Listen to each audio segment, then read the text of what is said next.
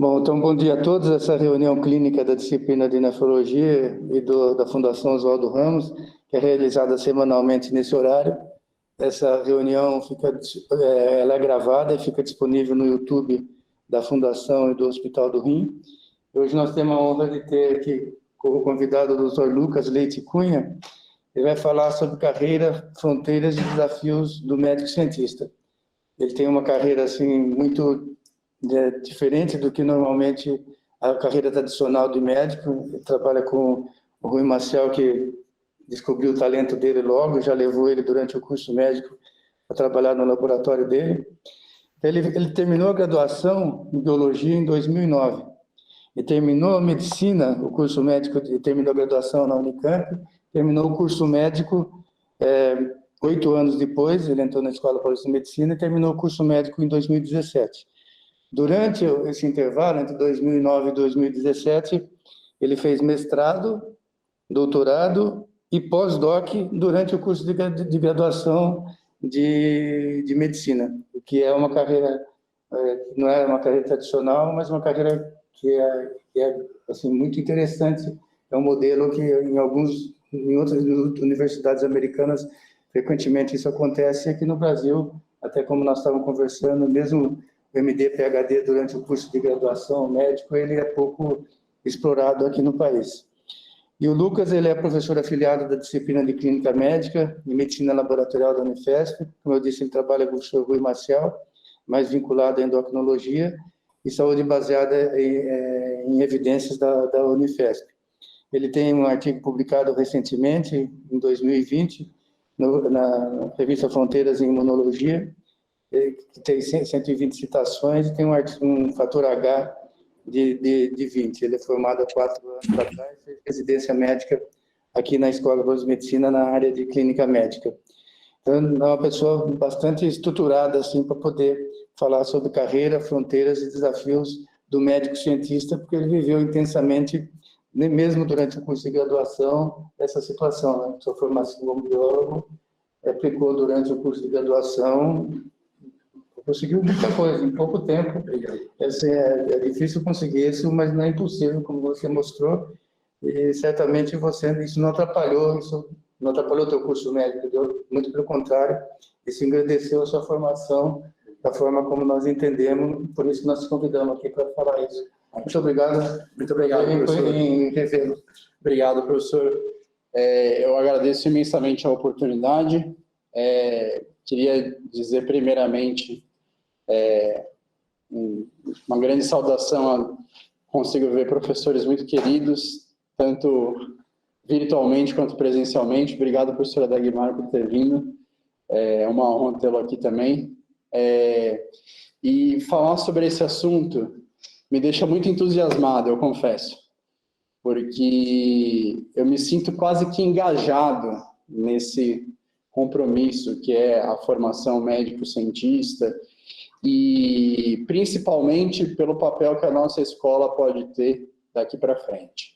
Eu não tenho dúvida que essa escola é liderança nacional e internacional na formação de ótimos médicos que transitam entre a aplicação clínica e a ciência propriamente dito.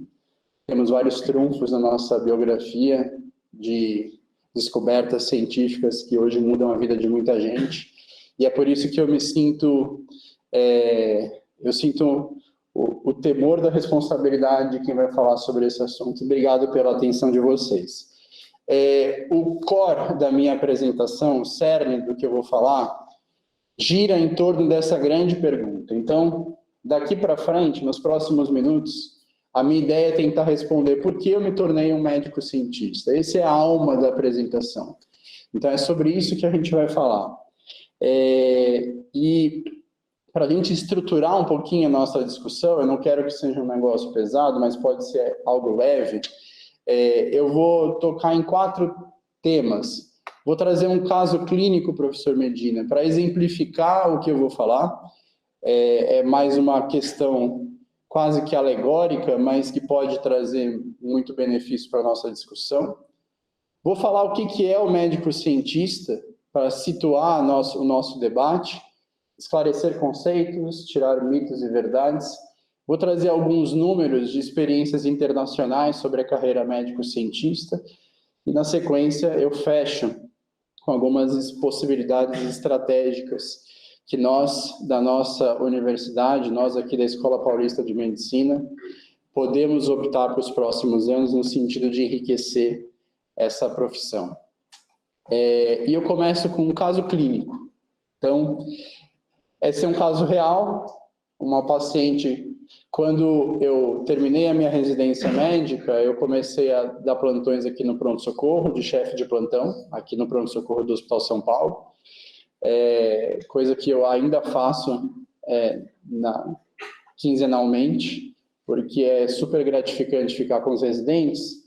E nesse dia nós conhecemos essa paciente do sexo feminino de 34 anos. Ela chegou para a gente, imaginem vocês, era em maio de 2020, referindo falta de ar há um mês, piora um dia. Essa paciente deu entrada na sala de emergência com uma dispneia super importante e ela falava para a gente que tinha dor ventilatório dependente. Nossa primeira hipótese foi Covid-19. No exame físico, entretanto, ela tinha, além da taquipneia, da alteração cardiovascular, pressão boa, mas já com sinais de hipoperfusão. Essa paciente desaturava bastante e na ausculta ela tinha ausência de murmúrios vesiculares no hemitórax direito, que a radiografia dela mostrando um velamento total do hemitórax direito. O que aconteceu com essa paciente foi algo, infelizmente, trágico. Ela evoluiu com uma insuficiência respiratória aguda hipoxêmica, provavelmente por conta do derrame pleural extenso que ela tinha à direita. A hipótese de Covid-19 foi ficando cada vez mais duvidosa. Infelizmente, ela não tolerou nenhuma modalidade não invasiva de ventilação e acabou precisando ser entubada para estabilização respiratória e hemodinâmica. Só que aqui eu queria a atenção dos senhores. Por quê? E das senhoras. Porque quando a gente pensa em Covid-19, são essas as imagens que vêm na nossa cabeça.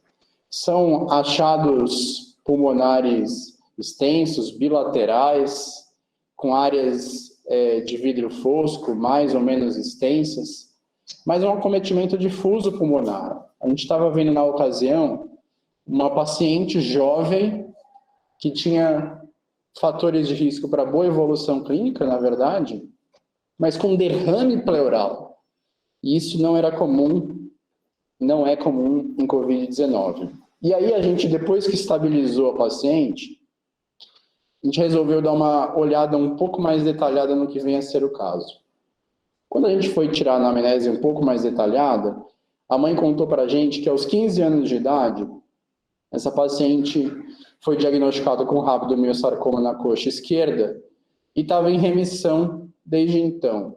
E que há 3 anos ela apresenta episódios depressivos graves após um divórcio.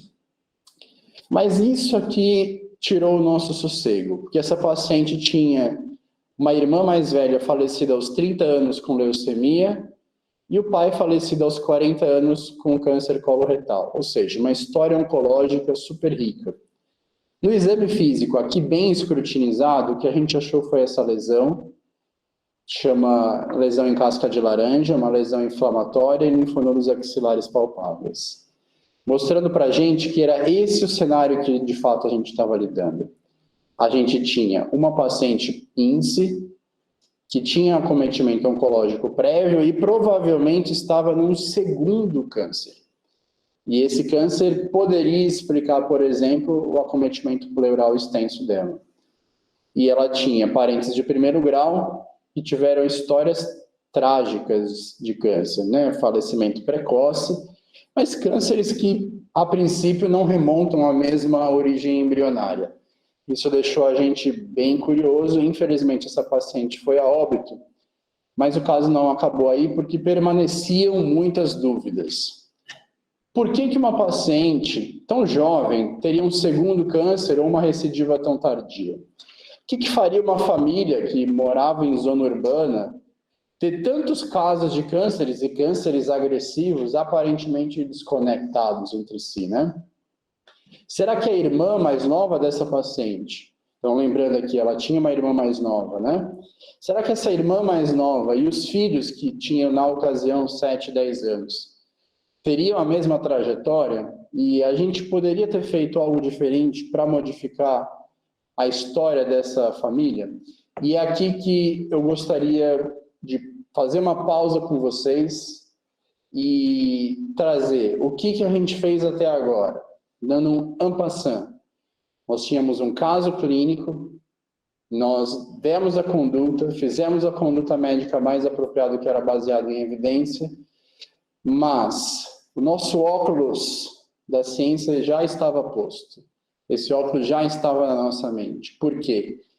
A gente olhou para esse caso e pensou várias perguntas daquilo que não fazia sentido até então. E é sobre essa capacidade de fazer perguntas, de identificar pontos que ainda precisam ser solucionados, que eu gostaria de falar com vocês. Por quê? Porque é isso que cai na definição mais pura e simples do que é um médico cientista. Então, antes de falar o que é um médico cientista, eu vou falar o que não é um médico cientista. Então, antes que vocês venham com concepções que talvez sejam distorcidas, médico cientista não é um médico dos ratinhos, tá? Não é um médico que gosta de ficar dando banho em ratinho em laboratório. Isso é totalmente caricato, tá? Já quero dizer que não é isso. Médico cientista não é um médico pobre, não é um médico que carece de recursos financeiros. E médico cientista não é um médico que tem aversão a paciente. Não gosta de paciente, então deixa eu fazer pesquisa. Não é isso, tá? Isso são tudo preconcepções, são caricaturas que foram desenvolvidas aí ao longo de muitos anos, mas que não tem nada a ver com o que é de fato ser um médico cientista. Então, para definir, eu gosto dessa definição da Ruth Godcham e do Olaf Andersen, da Weill Cornell University, onde eles falam que médicos bem-sucedidos são aqueles que identificam e solucionam problemas, tá?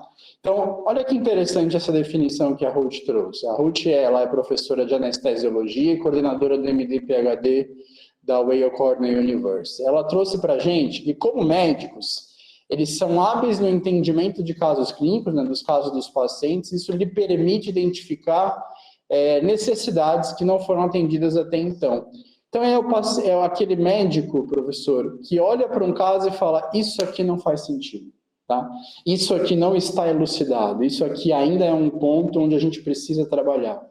E como cientista, ele é aquele médico híbrido que olha para esse mesmo caso e consegue ter insights de experimentos, métodos e que vai atrás de soluções para esses problemas. Então, olha só que interessante, a gente tinha um caso clínico onde permaneciam diversas perguntas que ainda precisavam ser elucidadas. A nossa função é trazer da bancada, trazer da metodologia científica uma forma de como resolver essas perguntas, basicamente.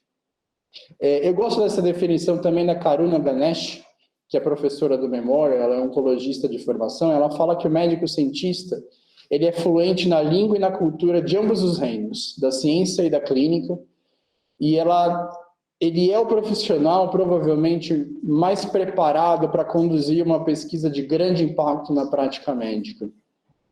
E o que ela fala é muito interessante. No laboratório dela, ela só tem um objetivo, tanto na parte científica quanto na parte clínica, que é melhorar os resultados de pacientes com cânceres avançados. Então, isso vem de encontro ao que o professor Michael Koldobowski, da Hopkins, onde ele fala que não é um médico que não é só a soma das duas coisas, ele é um médico e um cientista, é um profissional único, na verdade, como se fosse um terceiro profissional. E esse profissional, ele traz perspectivas únicas, né, para a pesquisa inspirada no atendimento do paciente. E é basicamente o que a gente falou até então. Então, o que eu queria destacar com vocês é que esse profissional único, é sobre esse profissional que a gente vai debater até então. Quais são os desafios, as fronteiras que a carreira nos impõe. Então, vamos retornar ao caso? A gente tinha diversas perguntas que não tinham sido elucidadas para essa paciente e que deixavam a gente cada vez mais inquieto.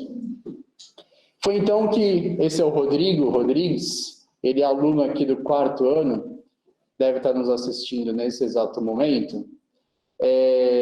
O Rodrigo é aluno aqui do curso médico, ele é um cara brilhante e, na ocasião, conversei com ele sobre o que estava acontecendo. E a gente teve uma ideia, e se a gente pegasse o sangue da paciente, junto com o sangue da mãe, e fosse estudar no lente, no laboratório, o que estava acontecendo? Então foi o que a gente fez. A gente pegou uma amostra do sangue da paciente em questão, levou para o laboratório, centrifugou, extraiu o DNA, e a partir de agora a gente tinha o DNA, o genoma, né, da paciente em questão e do controle, que seria a mãe. Então, olha só o método científico sendo aplicado. E aí a pergunta que a gente fez, eu e o Rodrigo, foi, tá, mas se ela tem alguma mutação que explica esse caso dela, qual que é o gene que pode estar cometido? E a gente foi para a literatura, então, de novo, o método científico sendo aplicado, o uso da analogia, a pesquisa científica em banco de dados, e o que a gente achou bem razoável que a mutação nesse gene, que é a TP53, poderia explicar o quadro clínico da paciente. É um gene chave no controle do ciclo celular, ele está envolvido em diversos processos que são super importantes para a manutenção da homeostase do ciclo celular, e a gente resolveu estudar a fundo.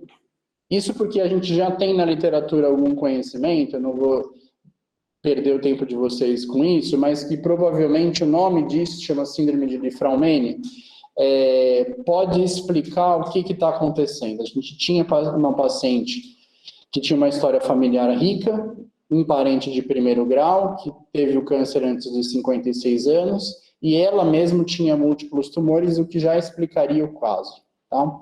Então, o Rodrigo levou o DNA da paciente para o laboratório, ele amplificou o gene da P53, e nós clonamos e fomos sequenciar esse gene através da técnica de Sanger, tá? Onde a gente consegue ter a sequência do gene e descobrir se tem alguma desses nucleotídeos que difere do normal. Esse é o trabalho do Rodrigo, que está em submissão. E, para nossa surpresa, o que a gente descobriu é que a paciente do Rodrigo, e agora eu faço questão de colocar todo o protagonismo para o Rodrigo, era portadora de uma mutação nova no exon 10, que levava a alteração num aminoácido de uma arginina para uma metionina, formando um stop codon. E a mãe tinha o gene selvagem. Qual que é a consequência disso? Então, o Rodrigo foi pesquisar com ferramentas in silico o que estava acontecendo com essa mutação. Porque até então pode ser só um achado fortuito. A gente tem hoje na genômica, professor, diversos achados novos e que provavelmente pode não ter significado nenhum. Então a pergunta que o Rodrigo se fez foi, será que essa mutação de fato explica o caso da paciente? E usando essa ferramenta que é a Proven, ele encontrou que essa é uma mutação deletéria e a gente foi a fundo, o Rodrigo não parou por aí. Com outras ferramentas, ele achou mais de 70% de chance dessa mutação ser de fato deletéria, o que explicaria bastante o fenótipo agressivo da paciente. Essa é outra ferramenta que a gente usa no nosso laboratório, a Enterprise X, que mostrou mais de 90% de chance dessa mutação ser de fato deletéria, porque ela tinha um stop codon, e aqui quando a gente usou essa ferramenta ExPASE, o que a gente viu é que essa paciente parava a tradução da proteína em determinado momento, fazia uma proteína truncada, um stop codon, e essa proteína truncada da paciente conferia uma imensa instabilidade termodinâmica para essa proteína. Porque ela era degradada. Então, é como se o meio intracelular reconhecesse essa proteína truncada, essa proteína alterada, e destruísse ela. Ou seja, o paciente ficava sem um haplótipo da P53.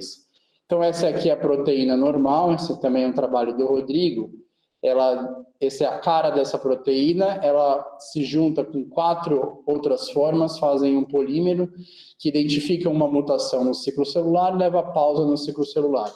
Essa é a proteína da nossa paciente. Vocês olham para cá, comparam uma proteína com a outra, ela é bem menor, e é justamente por ter esse defeito na tradução da proteína, onde que o ciclo celular se mantém apesar de mutações, e a paciente tem uma predisposição imensa a tumores, e tumores de fato agressivos. Então, quando a gente volta para o heredograma, esse era o caso controle, a mãe da paciente que não foi acometida com uma proteína selvagem, e esse é o caso da paciente, uma proteína totalmente modificada, e que explicaria o fenótipo da paciente. A pergunta, então, agora, que é o trabalho do Rodrigo, de novo, é voltar para a clínica e a gente olhar para esses 3 casos aqui, que são a irmã mais nova e os 2 filhos que são pequenos, e a gente vai estar identificando no laboratório se eles têm essa isoforma da proteína, para poder intervir antes, para que essas pessoas não tenham o mesmo curso, a mesma trajetória trágica que teve o caso Índice. Rodrigo, ele é nosso aluno aqui do curso médico, 4º ano, e ele teve essa experiência que eu acredito, ou pelo menos gostaria que fosse transformadora do curso dele, tá? Então, esse é um exemplo do que vem a de fato ser essa médico-cientista. E o que a gente tem hoje na literatura? Então, esse é o caso case americano, né? Porque nos Estados Unidos a gente tem muito mais tempo de tradição na formação de médicos cientistas, e eles de fato têm algo a explicar para a gente. Então, quando o estudante entra no college, ele pode seguir uma carreira tradicional e entrar no med school e ser um médico mesmo, né?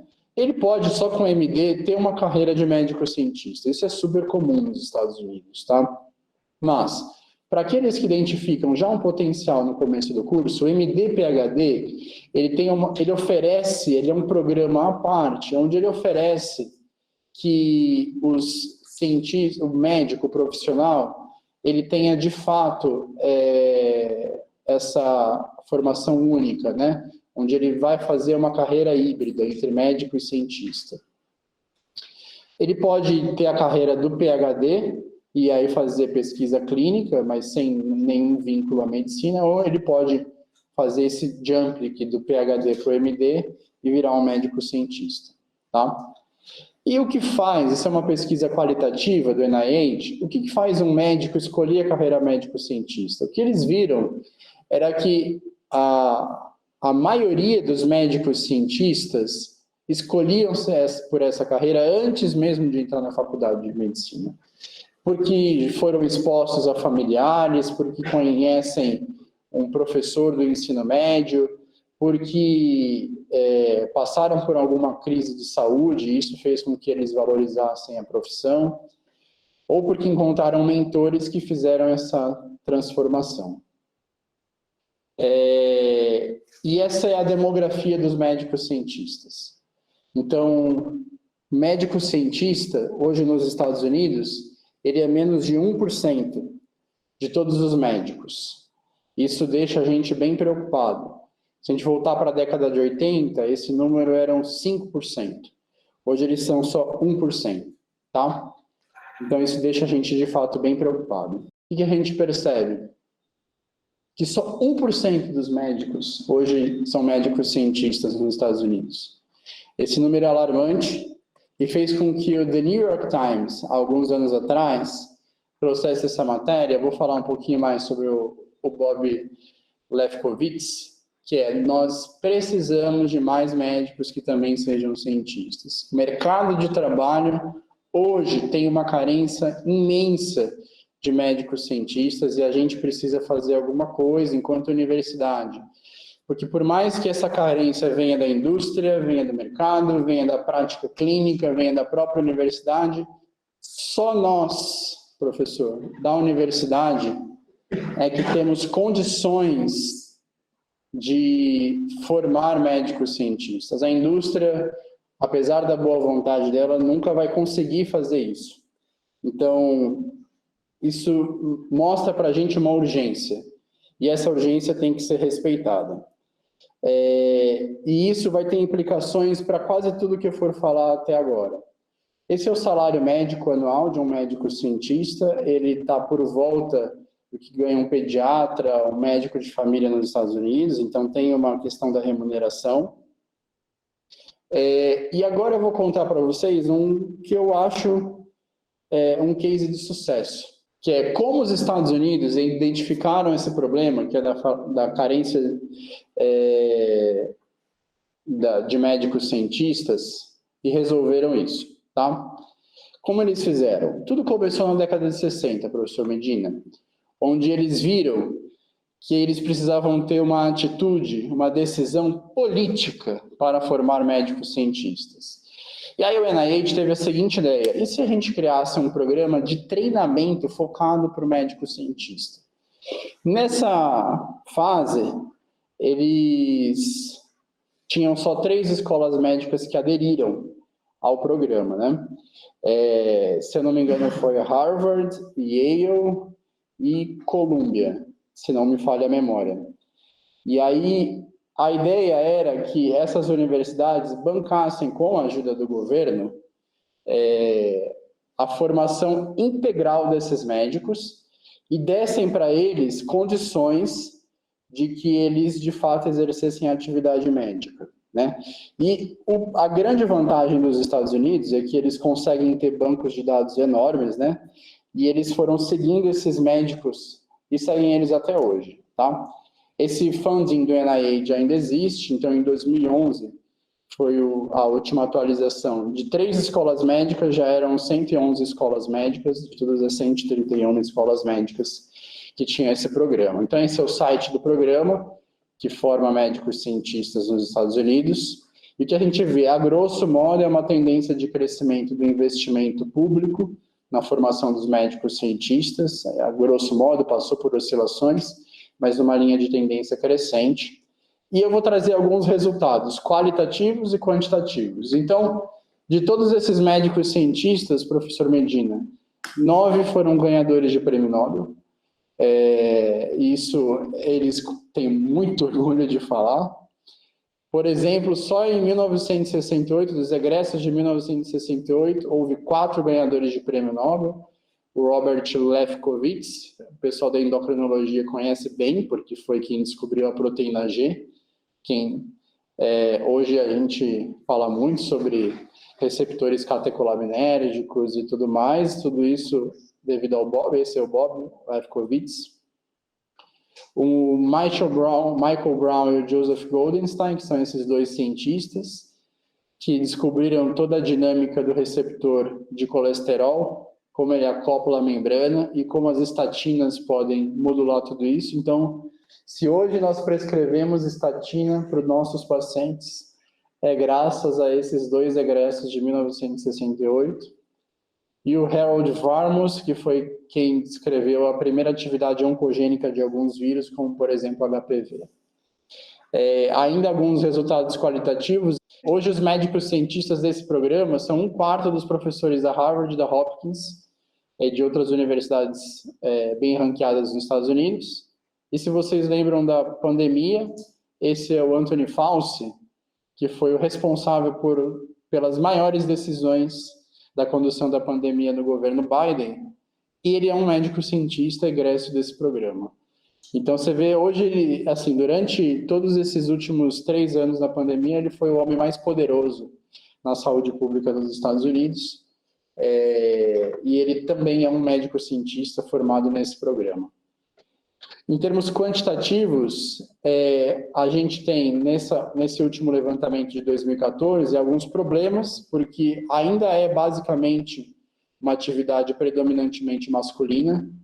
Então, de todos os médicos cientistas, a grande maioria são homens. Isso é um problema que a gente tem que solucionar. Tem que ter distribuição, tem que ter equidade de gênero. Existe ainda um problema étnico, a maioria são brancos caucasianos, a gente também tem que distribuir isso mais em outras etnias. E um negócio super interessante é que os médicos cientistas desse programa têm notas maiores nos scores americanos. Então, se a gente quiser extrapolar, a gente diz que os médicos cientistas talvez sejam mais inteligentes que os convencionais. Mas isso é uma brincadeirinha. e a grande parte deles vai para a área de medicina interna. Então, é o que a gente vê, assim, outras áreas também são pontos de estudo, radiologia, psiquiatria, mas a medicina interna, clínica médica, medicina laboratorial ainda abarca a maior parte dos médicos cientistas. E o que eles fazem? Bom, eles têm uma formação híbrida como médico cientista, a grande parte deles vai para a prática clínica, tá? Então, vão manejar pacientes e vão usar todo esse olhar desenvolvido, ultra especializado, para ajudar pacientes na ponta. E isso, tá tudo bem com isso, porque é, de fato, o impacto social. Uma pequena parte vai para a pesquisa em indústria e uma pequena parte ainda fica na academia, formando mais outros médicos cientistas. E por que a gente tem cada vez menos médicos cientistas? E aqui eu vou dividir em questões políticas, individuais e institucionais. Então, do ponto de vista político, pelo financiamento de pesquisa estagnado, federal e não federal, pela maior especialização, que eu falei com o professor Arthur, então a gente vê cada vez mais sendo formado um abismo entre a especialização na prática clínica e na ciência, o financiamento limitado e insuficiente para aqueles estudantes que gostam de ciências básicas e não aplicadas, isso é um grande problema que a gente precisa resolver. A falta de diversidade hoje é considerada um problema, e um problema limitante. A discrepância no salário, principalmente nos Estados Unidos, ainda é um problema, muito embora a gente tenha visto a discrepância do salário de um ortopedista com um médico cientista, né? Até porque o ortopedista nos Estados Unidos é um dos médicos que mais faz dinheiro. E quando você considera como médico cientista, aí sim você tem uma discrepância muito grande. Do ponto de vista individual, lá, boa parte da formação superior, da higher education, privacy, né? Então, o estudante paga por isso e ele sai do curso médico cheio de dívida e não consegue se dedicar à formação científica. Isso é um problema que, para a gente, é um pouquinho mais tranquilo de solucionar. Responsabilidades familiares, o professor Rui Maciel gosta de falar isso, e eu vou tocar nesse ponto, que é quando você se forma, sua família olha para você e fala, tá, cadê o dinheiro? Então, já que você é médico, vamos dar plantão e pagar o período de Natal do final do ano. Basicamente, isso que acontece é uma brincadeira, mas existe uma responsabilização que é to make money, isso é importante, né, fazer dinheiro. O outro problema é o tempo gasto para você conseguir a sua independência financeira. Por vezes você demora tanto para conseguir isso, gasta do seu tempo, você não consegue se dedicar à pesquisa. Do ponto de vista institucional, os efeitos negativos, né, trouxe para a gente um pessimismo, a queda do financiamento em pesquisa, redução do tempo de contatos com o paciente. Então, por vezes, o cara que vai para o laboratório, vai fazer alguma pesquisa de bancada, acaba ficando mais triste por não ver pacientes. A falta do tempo separado para a pesquisa, eu vou falar um pouquinho mais sobre isso. A ausência de desenvolvimento da carreira, porque por mais que os Estados Unidos tenham um programa nacional de formação de médicos cientistas, ainda existem universidades que não apoiam a formação desses médicos, isso nos Estados Unidos, né? Políticas inflexíveis de licença familiar, isso talvez explique por que poucas mulheres se interessam pela carreira, porque a vida na pesquisa, às vezes, tem o seu modus operandi próprio, né? E menor exposição a mentores e grupos incentivadores. E aqui eu gostaria de pensar esse pitfall, né, essa dificuldade, para dizer que tudo isso que eu falei, que o Rodrigo desenvolveu e que vem desenvolvendo com muito sucesso, só foi possível porque a gente está num grupo, numa estrutura maior, que financia, que incentiva, que motiva a pesquisa. Então, esse é o retrato do Lente. Foi tirado no edifício de pesquisa 2, o professor Rui Maciel é o professor titular da endocrinologia e é o chefe do laboratório. E nesse grupo, gente, quando eu entrei em 2015, eu encontrei um conjunto de médicos cientistas, de cientistas e de médicos também, então as três frentes,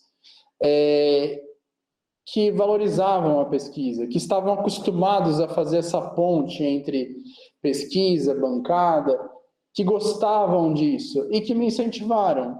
Então, né, Rodrigo? O Rodrigo deve concordar comigo, a Hilda ajudou muito a gente. A Hilda é uma pesquisadora do laboratório. Sem ela, a gente não teria conseguido fazer boa parte do que a gente fez. Ou seja, existe uma infra por detrás, um background por detrás que possibilita isso.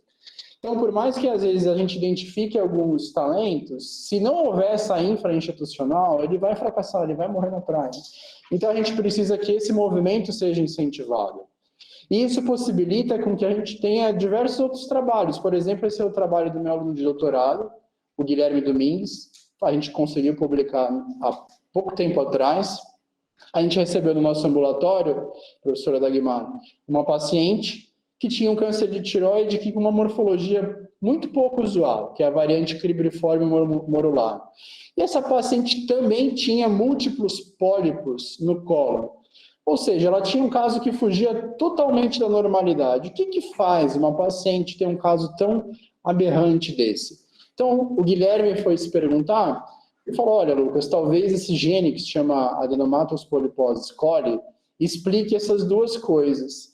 Só que ele pode até explicar, mas não completamente, porque, e esse foi o trabalho do Guilherme, porque por mais que esse gene esteja mutado nessa paciente, ele identificou, quando estudou o genoma completo dessa paciente, agora eu estou vendo o pano de fundo do genoma dessa paciente, esse pano de fundo do genoma parece que distorce o papel de um gene específico, como se ele amassasse esse gene e devolvesse um fenótipo totalmente alterado.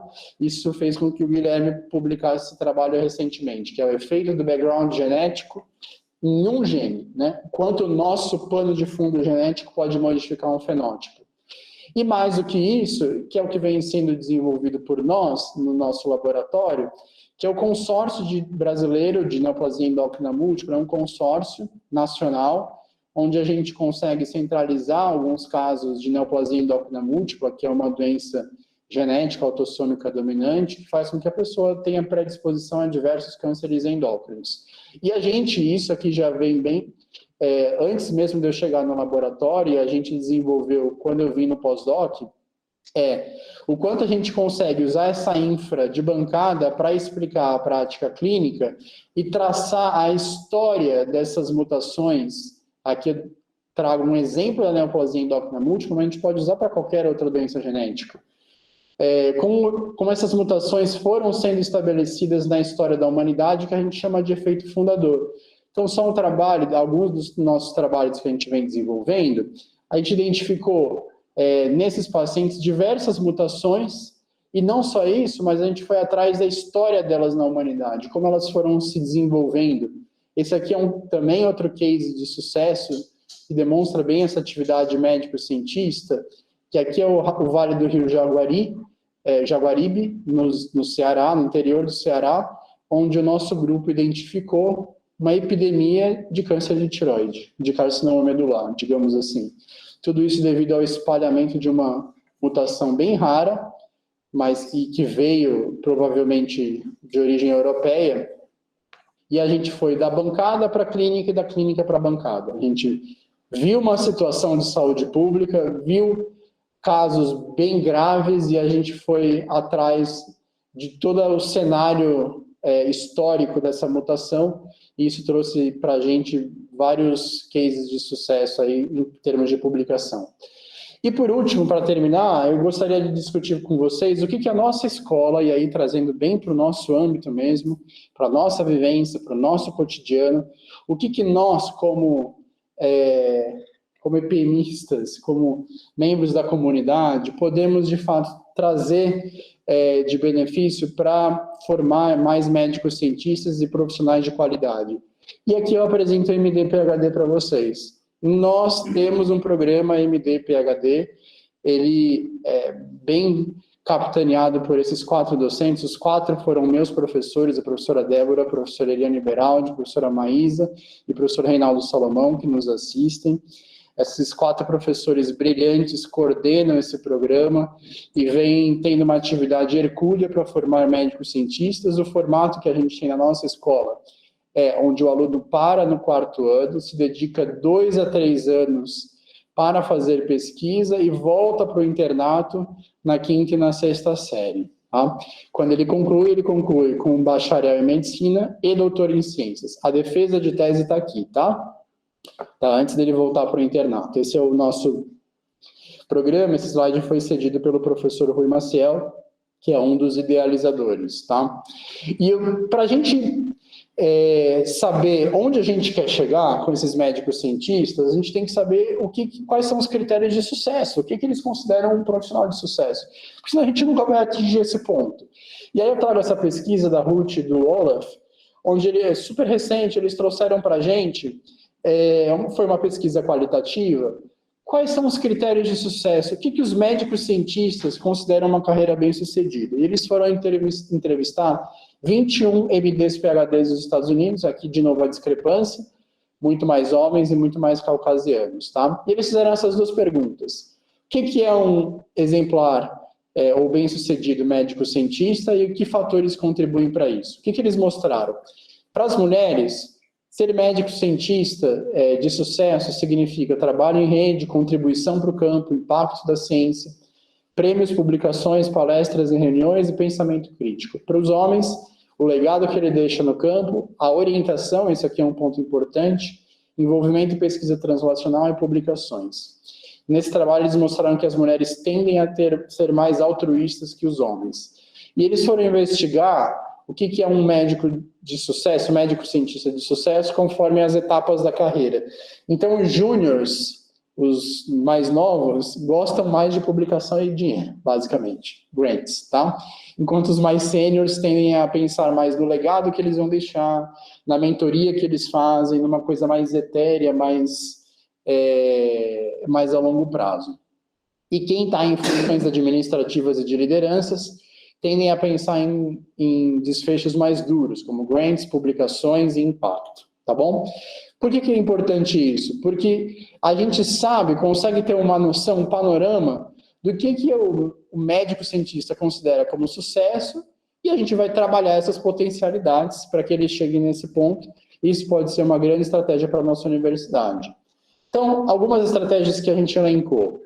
Para aumentar a entrada dos médicos cientistas, potencializar os cursos básicos e translacionais, como o professor Arthur falou, financiar oportunidades de pesquisa durante a residência e durante o curso de medicina. E aqui eu gostaria de trazer uma coisa super nova, professor, eu fiquei super feliz quando eu vi isso. Em novembro do ano passado, a FAPESP lançou isso aqui, junto o professor Luiz Eugênio e o professor Rui Maciel, idealizaram esse programa. É uma bolsa de doutorado direto voltada para os estudantes MD-PhD. Então, está disponível desde novembro do ano passado.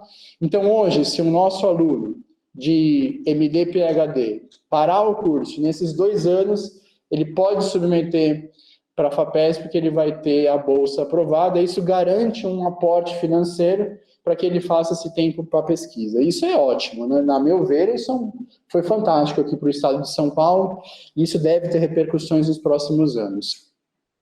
Reduzir as dificuldades dos médicos cientistas e fornecer suporte robusto, sustentado por esses pesquisadores mais jovens. Isso o professor também fala, professor Rui, proteja o tempo da pesquisa, aqui está o sucesso do MD-PhD, gente. Por que eu estou falando isso? Para quem orienta na pós-graduação, e para quem orienta médicos em específico, sabe a dificuldade de que é um médico fazer doutorado. Por quê? Ele vai dividir o tempo dele. Vocês quem fez doutorado sabe disso, né, Lu? Você vai dividir o seu tempo com atividades de prática, você tem família para criar, você tem que dar plantão e consultório e laboratório. Então, a atividade de pesquisa sua tem um conflito de tempo. Quando você vai para o MD-PhD, ele está 2 anos imerso na pesquisa. Ele não pode ter atividade médica, porque ele não é médico. Então, ele vai ter 2 anos imerso na pesquisa, e isso tem mostrado muitos resultados positivos, tá? Desenvolver redes de mentoria, isso aqui é algo que a gente acredita bastante. Não existe formação sem pessoas. Tem que ter mentor, tem que ter alguém que oriente esse profissional, porque senão ele fica perdido. Então, a mentoria aqui é a chave. Do ponto de vista institucional, criar redes de colaborações nacionais, estabelecer escritórios, burocracia, tem que ter pessoas que tenham experiências burocráticas, que saibam das regras e que possam orientar os médicos cientistas. Estabelecer diretrizes de salário, isso a longo prazo, e aqui a extrema importância, e eu estou muito feliz que a professora Dagmar está aqui com a gente, que é fortalecer disciplinas e unidades que façam essa ponte. A professora Dagmar é professora titular da disciplina de Clínica Médica e Medicina Laboratorial.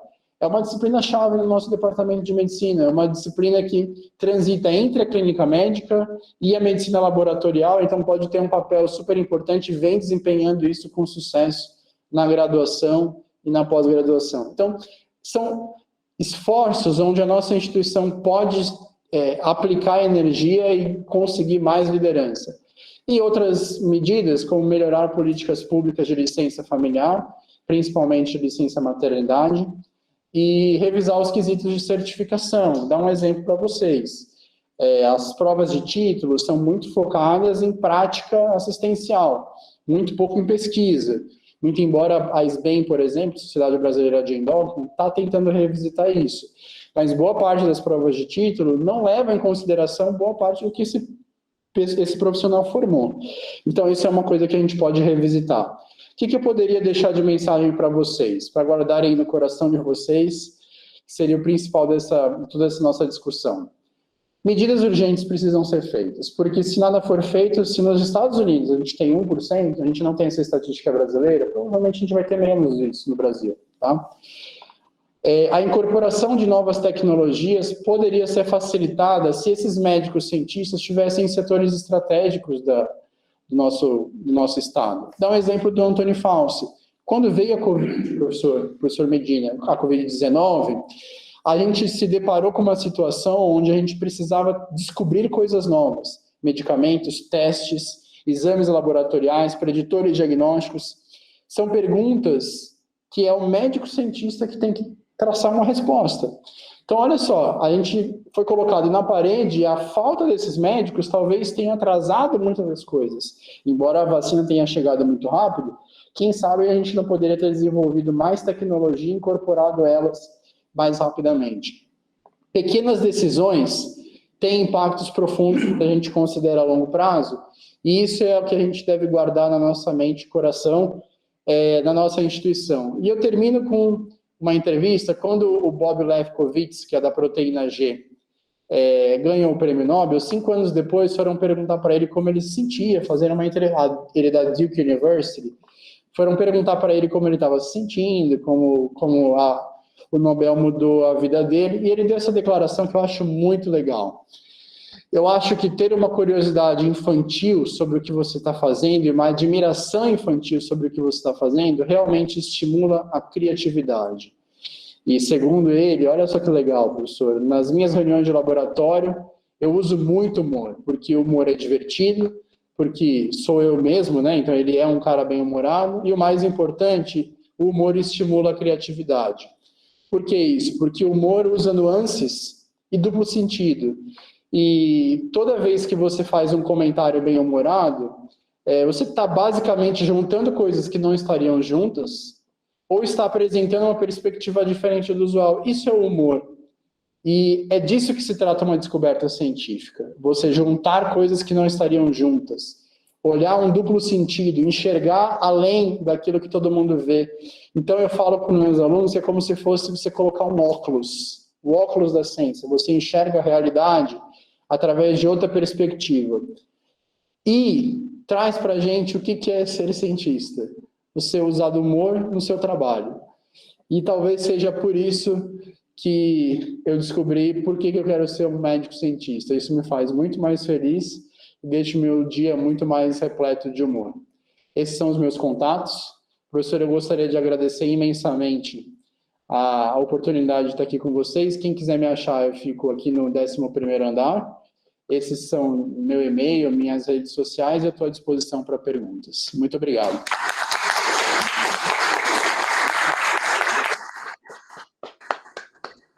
Parabéns, Lucas, pela brilhante apresentação sua, estimulante também. E o Arthur, nós somos muito... O Arthur, principalmente, é muito amigo do Thomas Marks, que é quem desenvolveu o programa de MD-PhD na Cornell, Ele é um brasileiro que saiu daqui em 1964. Nós encontramos ele recentemente, depois o Arthur, nós vamos colocar em contato com ele, falar com o Arthur para ele te colocar em contato com ele, porque ele tem toda essa história que você está contando. E da molécula P53, eu, por curiosidade, eu assinava a revista Science. Eu nunca li um artigo inteiro da Science, mas eu me lembrei que uma das capas da revista Science estava lá, a molécula do ano, P53. Eu consultei no Google, achei um Google, foi em 1994. Legal. Foi em 1994, a molécula P53 foi a molécula do ano, a capa da revista Science. Por curiosidade, eu lembrei de alguma coisa que você mencionou aqui, você e o Rodrigo estão fazendo. Mas parabéns, assim, parabéns pela sua brilhante apresentação. Deixar o comentário Hélio, acho que o Rodrigo pode fazer depois, o Bruno e a Érica tem pergunta. Bruno. Posso fazer? Primeiro... Pergunta ou comentário? Parabéns. Muito obrigado. Primeiro, bom dia a todos. Primeiramente, Lucas, parabéns pela carreira brilhante. Eu já tive a oportunidade de acompanhar o Lucas aí há alguns anos, então realmente é um ponto muito fora da curva aqui na escola. Eu tenho, acho que, 2 comentários a se fazer. Primeiro, eu queria que você falasse um pouco você comentou que no 2º ano de residência você teve essa questão de, quero voltar mais para a ciência e tudo mais. A gente sabe que os programas de residência hoje, de uma forma geral, eles não têm esse tempo, essa disponibilidade. Então, eu queria saber de você como que foi para poder conciliar isso. E também queria notar, eu sou mais da parte de gestão, a pesquisa no case de sucesso dos Estados Unidos, ela foi uma política pública. A questão é que, hoje em dia, a gente, pelo menos na escola, a gente precisa muito mais de atitudes de pessoas, propriamente, do que realmente uma política pública.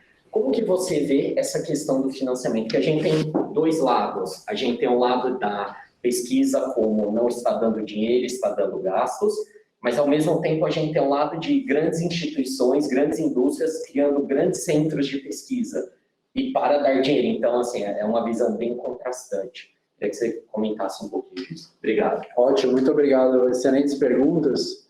Sobre a residência, isso é um dos pitfalls que a gente trouxe, né? Então, você trazer um tempo ou reservar um recurso para que durante o programa de residência médica o médico tenha experiência de pesquisa e experimente essa translacionalidade. Isso os Estados Unidos vêm fazendo, isso por exemplo, nos fellowships de endocrinologia, ou mesmo da nefrologia, como a gente viu lá no Brigham, né? Então, eles ficam um tempo na prática mesmo, assistencial, mas tem um tempo onde ele se volta para a pesquisa e ele vai tentar aplicar o que ele aprendeu num campo em outro, né? Então, isso é uma possibilidade. O que a gente tem aqui muito ainda iniciante são os estágios eletivos, e foi o que eu fiz, né? No R2 você tem um mês de eletivo, eu fiz esse um mês inteiro fora, que era uma tentativa de chegar perto do que vem a ser isso, mas eu acho que a gente ainda tem muito a avançar. Com relação ao financiamento, esse é o grande problema que os cientistas se deparam, né? O que acontece enquanto a pesquisa for vista como um gasto, ela vai, de fato, ser barrada em decisões que vão impactar a gente a curto, médio e longo prazo. E tudo tem a ver em quanto tempo você olha, em quanto tempo é o seu investimento.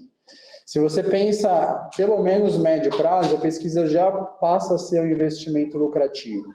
Ela forma pessoas, ela descobre tecnologias, e essas novas tecnologias, uma vez incorporadas na assistência, no cuidado, na gestão, elas trazem lucro, elas trazem melhor cuidado.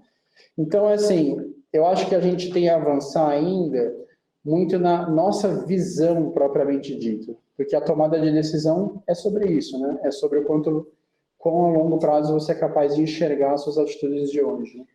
Ô, Lucas, aqui você pôs que 1% dos médicos só são médicos cientistas. Mas eu entendo isso. É difícil fazer as 2 coisas, dependendo do que você se dedica mais. Mas durante o curso de graduação, se você aprender a fazer a pergunta, ou pensar em fazer a pergunta, você terceiriza a resposta para alguém. Com certeza, com certeza. Esse é o papel que a graduação tem, né, professor? A formação crítica e, mais do que ainda, a capacidade de você identificar no seu radar e identificar perguntas que são relevantes. Isso você não precisa estar com um programa exatamente MD-PhD. Isso pode ser numa formação crítica como um todo. É claro que o MD-PhD, ele profissionaliza isso. Ele te forma uma pessoa que é mais hábil e um profissional mais especializado. Mas a graduação pode fazer isso. Deixa eu ver o Rui Marcial, se o Rui Marcial está ainda online. Não está. O Reinaldo Salomão. Oi, bom dia. Bom dia, Lucas. Bom dia, Medina. Adorei a apresentação do Lucas. Acho que foi uma excelente iniciativa, Medina, convidá-lo. E acho que é uma reflexão, né, para nós fazermos sobre essas possibilidades. Agora, eu acho que existe isso que o Lucas colocou, que é a profissionalização do médico cientista, né? Mas eu acho que, trazendo isso para o nosso ensino de graduação, trazendo isso para o nosso ensino na residência, na verdade, o tempo todo na pós-graduação, na verdade, o médico sempre é um pouco cientista, né? Eu acho que até é a frase, como chama, desse brasileiro que fez a reforma lá, Medina, fugiu o nome agora, que a gente... O Thomas Mark. Isso. Que eu me lembro da apresentação dele aqui no Leitão da Cunha, que ele colocava que a chave da reforma que ele propôs nos Estados Unidos era ensine o médico como se você ensina um cientista, né? Algo parecido com isso, assim, deve ter errado alguma coisa. O Arthur me corrige depois. Mas eu acho que é isso. De uma certa forma, esse ambiente que a escola propicia, ele vai influenciar o médico na sua carreira, independente da profissionalização ou não dele como um cientista, né? Então, essa é uma vertente. Só para dizer que é uma boa contaminação, vamos dizer assim, na atividade formadora, né? E, por outro lado, eu acho que é também uma tarefa muito nobre que nós nos dedicamos, né, Lucas, a isso, de profissionalizar essa possibilidade, e efetivamente abrir caminho. O MD-PhD é só um deles, né, mas é uma cereja do bolo, vamos dizer assim, de profissionalizar essa atividade do ponto de vista de realmente a pessoa dedicar um tempo da sua agenda, um tempo grande à atividade científica. Parabéns pela iniciativa, parabéns pela apresentação do Lucas. Eu vou passar por Arthur, mas não é assim, talvez aqui é concentrado na área médica, mas não é o caso assim de você pensar que toda a formação de graduação deveria ser, usando a frase do Thomas Mark, pensando em formar um pesquisador. Ele não é um pesquisador, mas ele é uma pessoa que sabe fazer perguntas, não é só na área médica. Com certeza. Eu vi uma frase um dia, professor, da doutora Laura, onde ela falava: a universidade é um ambiente onde você deve tensionar as suas fronteiras, onde você deve desafiar as suas certezas e descobrir que elas não são tão certezas assim. Então, eu acho que esse é o papel da universidade como um todo. Então, estimular a crítica, e a crítica pelo saber e a própria crítica formativa. Mas eu concordo também com o senhor e com o professor Reinaldo. Talvez o MD-PhD seja um ponto de profissionalização, né? Uma coisa mais específica. Arthur? Eu acho, parabéns pela apresentação, e ela é muito momentaneamente importante para o Brasil, porque, olhando o macro, a gente está vendo que o curso médico está se distanciando da ciência, estão formando médicos com apostila, sem pôr a mão na prática, sem fazer ciência. Eu acho que isso é uma coisa muito ruim que essas escolas ditas novas aí, a maioria delas particulares, vão fazer, porque vão formar um tipo de profissional que realmente não tem raiz. De modo que, nesse contexto brasileiro, ver uma apresentação como a sua é muito gratificante e necessária. Alguém precisa manter o bom senso de entender como é que nós chegamos aqui na medicina, na ciência em geral. Quer dizer, praticando a ciência, fazendo a pergunta, procurando a resposta, e não lendo a apostila.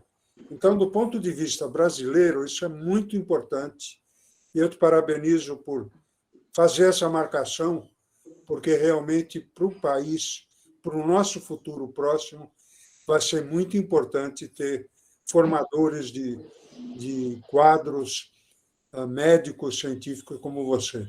Parabéns. Obrigado. Tem mais duas últimas perguntas, a Érica e o Hélio Tedesco. Oi, Lucas, parabéns aí pela apresentação, foi ótimo. Eu tenho um comentário e uma pergunta. Acho que a principal característica do médico cientista é ele ter curiosidade, ele transitar muito bem, né, da bancada à beira do leito e vice-versa, né? Então, acho que isso... A pergunta seria, dentro do que você vai planejar na trajetória da sua carreira, se você também planeja submeter projetos, né, grants, de forma independente. Né? Hoje a FAPESP lançou também uma chamada que permite que pesquisadores que não têm um vínculo institucional empregatício possam submeter, que é o projeto Geração, que permite o financiamento por 5 anos. Né? Se dentro do que você planeja no futuro, você também intenciona submeter esse tipo de projeto, lembrando que a FAPESP, né, apesar do financiamento, foi um ponto que você levantou, 1% do PIB, né, do estado de São Paulo, que dá 1,6 bilhões, né, de reais, não é muito dinheiro comparado com os Estados Unidos, mas dentro do Brasil é um oásis, né? Então, eu queria que você comentasse um pouquinho sobre seus próximos passos. Ótimo, obrigado, professora, pela pergunta. Fantástico, eu acho que a senhora leu minha mente. Na verdade, eu estou inserido num grupo maior, que é o do Lente. A gente tem um financiamento agora, a FAPESP, que é um temático, mas a parte disso, todos do grupo, estou vendo o professor João Roberto aqui, obrigado pela sua presença, professor que é um grande incentivador da minha carreira, e a gente está em submissão do projeto Jovem Pesquisador da FAPESP, e a ideia é planejar, se não der certo o JP, pelo menos tentar uma geração, ou PI, né? PI é o novo da FAPESP, é bem parecido, mas talvez para quem já está em alguma fase mais consolidada, né? Hélio.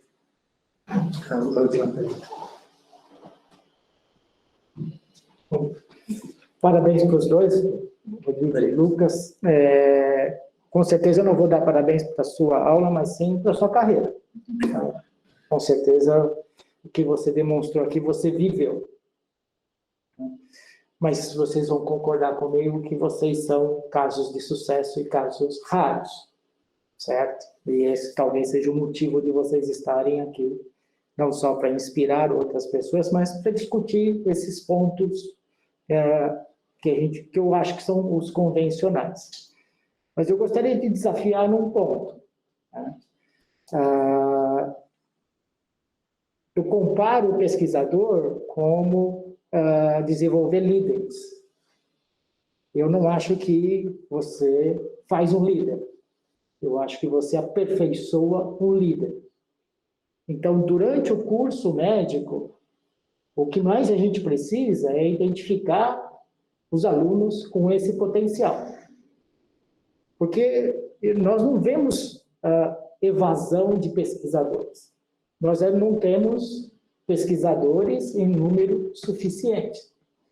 E eu acho que mesmo que todas essas políticas públicas fossem desenvolvidas, isso não resolveria o nosso problema. E o exemplo que você deu é os Estados Unidos, que tem políticas públicas muito bem solidificadas, muitos estímulos e o número de pesquisadores médicos vem diminuindo ao longo do tempo. E tem a evasão, que é a hora que ele se forma, que ele se transforma e ele vai para o setor privado. Como é que você vê tudo isso? Ótimo. Eu acho que... Muito obrigado, professor Hélio, pela pergunta. Bom, eu me considero um produto de várias almas generosas, ou pelo menos que foram generosos comigo e investiram tempo na minha formação. Desde o início da minha carreira, a doutora Laura, professor Rui, professora Dagmar, são pessoas que se gastaram em tempo e energia e acreditaram em mim.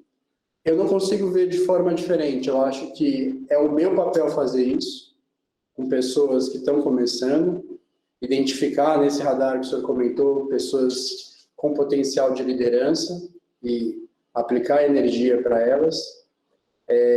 E eu acho que isso talvez seja, em última análise, o grande diferencial do docente de uma universidade como a nossa.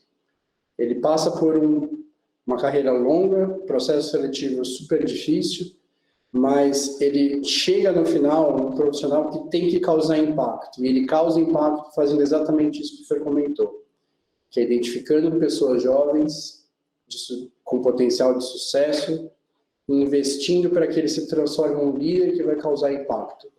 Eu assemelho isso a uma palestra que eu vi no TED, que é você ser docente, ser professor, é você semear, né? Então, é exatamente sobre isso que esteja, talvez, nesse ponto, a coisa mais central, a atividade mais central de um docente da nossa escola, por exemplo, que é você semear novas lideranças. Eu acredito muito nisso, agradeço também ao professor João, que dedica muito da energia dele para a minha formação. E eu acho que talvez isso devesse estar no processo seletivo docente. Quer dizer, o quanto você está empenhado para os próximos anos a formar novas lideranças. Lá no professor adjunto, quando você chega na universidade. Porque isso diz muito sobre os seus próximos passos. Então, eu concordo com o senhor em 100%. Eu acredito muito nisso, professor. Obrigado pela pergunta. Bom, eu queria de novo agradecer o Lucas e lembrando de novo a sua carreira, Lucas. O Lucas fez uma carreira de formação, de graduação diferente da tradicional. Ele terminou a graduação em Biologia em 2009 na Unicamp e ele terminou a graduação em Medicina em 2017 aqui na Escola Paulista de Medicina. Você entrou em 2001 aqui na Escola Paulista de Medicina, então. E durante a graduação em Medicina, ele fez mestrado, doutorado, né, baseado na graduação de Biologia. Fez, inclusive, um pós-doc durante a graduação de Medicina. Depois de médico, depois de graduação, ele fez residência e agora está desenvolvendo esses projetos de pesquisa. E o Rodrigo Rodrigues também está participando. Eu fiquei entusiasmado assim, com a sua apresentação. Eu coordeno num grupo que foi formado agora, uma nova Secretaria de Desenvolvimento em Saúde no governo do Estado, e eu fiquei responsável por coordenar o grupo de pesquisa clínica. Até agora eu não pensei, eu falei, o que eu vou fazer um grupo de pesquisa clínica que não tem recurso, e a pesquisa clínica é feita para outro lugar e as ideias estão com eles. Então, qual é o meu papel aqui? Ontem eu estava conversando com o Luiz Eugênio, da FAPESP, sobre isso, e agora eu tive uma ideia, né? Então, agora já tenho, talvez o foco principal seja como é que nós podemos estimular o desenvolvimento de médicos pesquisadores, e depois você vai ser chamado para conversar nessa comissão. E aí, qual o risco, como o doutor Oswaldo Ramos sempre falava, aqui no Brasil, assim, você precisa tomar cuidado se você começar a estudar por um período curto algum assunto, e imediatamente você se torna a pessoa que mais entende sobre ele, você vai ser chamado para se falar sobre isso em todos os lugares. Então, parabéns aí pela sua brilhante apresentação mesmo. Eu queria deixar a última palavra para você e para o Rodrigo. O Rodrigo está seguindo o seu passo aí. Parabéns os dois aí. Obrigado, eu gostaria de agradecer a todos. Professor Medina, obrigado pela oportunidade. Eu fico muito feliz de ver ali nas janelinhas professores que tiveram impacto na minha formação. O professor Rui estava mais cedo, o professor João Alessio, o professor Bel, o professor Ieda. Muito obrigado pelo carinho. Acho que a presença de vocês aqui me deixa mais tranquilo para falar sobre esse assunto. E eu só tenho a ser grato e dizer que essa luta continua. É a minha utopia. E muito obrigado pelo apoio até aqui. Então, só eu queria anunciar a próxima reunião, que é na próxima semana, que também é um assunto na mesma direção do que nós discutimos hoje, que é a integração ensino, serviço, comunidade. É o Leonardo Canuto que vai para apresentar semana que vem. Então, muito obrigado a todos e parabéns, né? Muito assim, excepcional a sua apresentação, excepcional, como o Hélio mencionou, a forma como você desenvolveu a sua carreira, que é incomum aqui no Brasil, nos Estados Unidos, não é comum assim, mas não é tão raro quanto aqui no Brasil. Sim, Então, parabéns.